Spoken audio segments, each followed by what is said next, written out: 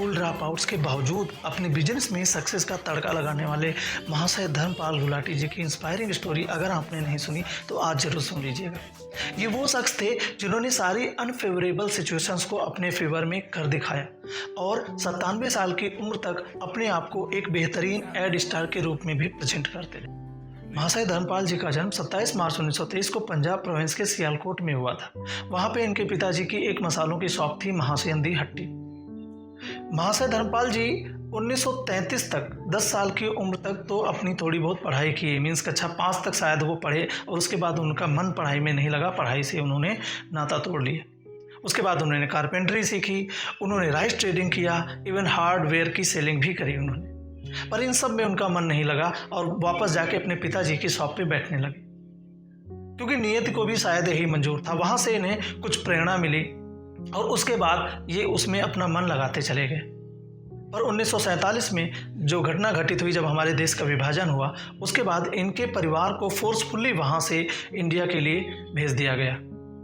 कुछ दिनों तक जब तक इनके घर का अरेंजमेंट नहीं हो जाता तब तक ये अमृतसर के रिफ्यूजी कैंप में भी इन्हें रहना पड़ा। उसके बाद दिल्ली में आके सेटल हो गए। वहाँ से इन्होंने एक तांगा खरीदा और नई दिल्ली रेलवे स्टेशन के कुतुब रोड से करोल बाग तक अपने तांगे पर सवारियां ढोने लगे, जिससे अपने घर की जीविका चलाते। वो कहते हैं ना, दिल है कि मानता नहीं, नियति को कुछ और ही मंजूर था, इसीलिए उन्होंने तांगा छोड़ करके करोल बाग में एक लकड़ी के खोखे की दुकान बनवाई और वहाँ पे मसाले की पहली शॉप ओपन करी।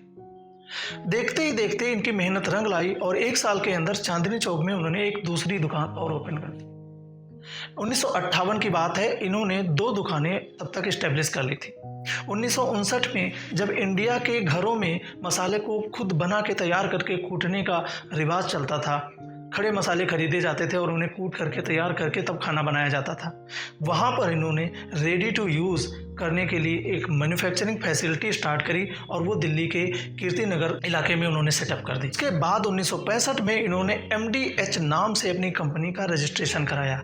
MDH वही MDH है ना जो महाशयंदी हट्टी के नाम से इनके पिताजी ने शॉप खोली थी, ये उसी का विरासत में नाम इन्होंने वही रख दिया और उसके बाद MDH का कारोबार चल निकला।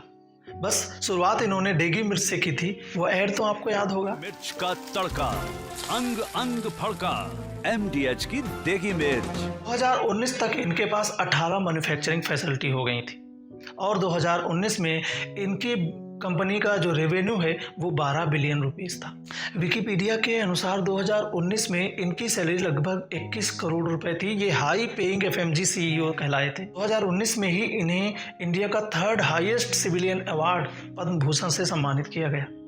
ये वो शख्स थे जिन्होंने सारे अप्स एंड डाउन्स को मैनेज करते हुए अपनी कंपनी को एक ऐसे लेवल पे पहुंचाया कि आज इनकी कंपनी USA, यूरोप, ब्रिटेन और कनाडा के लिए अपने मसालों का एक्सपोर्ट करती है। ये वो शख्स थे जिनके अंदर बहुत ह्यूमैनिटी थी। इनके बारे में कहा जाता है कि ये हमेशा जब भी कोई इनसे मिलता था, ये खुद गायत्री मंत्र का जाप करते थे और जो भी इनसे मिलता था उसे कहते थे गायत्री मंत्र का जाप करो, और जो भी इनसे इनकी ब्लेसिंग्स लेने जाता था उसे उसके पीठ पे हाथ रख करके ओम कहते थे। बहुत ही एनर्जेटिक पर्सनालिटी रहे हैं टिल हिज लास्ट ब्रेथ। और ऐसे शख्स के लिए आपके दिल में रिस्पेक्ट तो रहेगी ही, लेकिन ऐसा शख्स आपको प्रेरणा तो देके ही जाता है। फ्रेंड्स, उनकी प्रेरणा भरी जिंदगी से आपके अंदर भी इंस्पिरेशन आनी चाहिए और आप भी अपनी सारी अनफेवरेबल सिचुएशंस को अपने फेवर में कैसे टर्न कर सकते हैं, उसके लिए आप आज से एफर्ट करना शुरू कर दीजिए।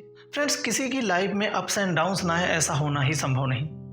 हर किसी की लाइफ में अनफेवरेबल सिचुएशंस आती हैं, लेकिन अगर आप किसी से प्रेरणा लेकर के अपनी लाइफ के हर अनफेवरेबल सिचुएशंस को अपने फेवर में कर लेते हैं तो इससे बेहतर एग्जाम्पल और कोई नहीं हो सकता है। सब कुछ झेला, सब कुछ बर्दाश्त किया, उसके बावजूद कैसे उन्होंने अपनी कंपनी को खड़ा किया। पिताजी के नाम से एक चैरिटेबल ट्रस्ट बनाया जिसके अंडर में लगभग 20 से ज़्यादा स्कूल्स इनके रन कर रहे हैं। एक हॉस्पिटल 200 बेड का दिल्ली में जो पुअर पीपल के लिए डेडिकेटेड हॉस्पिटल इन्होंने बना के रखा।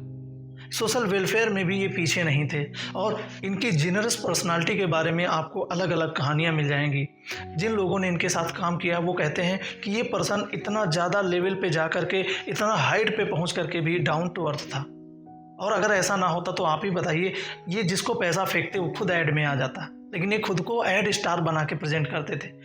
ये एमडीएच के लिए ब्रांड मैस्कॉट थे, ये एमडीएच के ब्रांड आइकॉन थे, ये एमडीएच के ब्रांड एम्बेसडर थे। जीवन एक संघर्ष है, हर किसी की लाइफ में अप्स एंड डाउन्स आते रहते हैं। आपको भी संघर्ष से घबराना नहीं है, संघर्ष से हार नहीं मानना है और एक दिन आप संघर्ष से आगे निकल जाएंगे और एक दिन अपने आप को खुद चमकता सितारा पाएंगे। और इस वीडियो को शेयर जरूर कर दीजिएगा, क्योंकि इसी बहाने आप उन्हें एक श्रद्धांजलि दे पाएंगे। ऐसे आइकॉनिक पर्सनालिटी के लिए एक तो शेयर बनता है।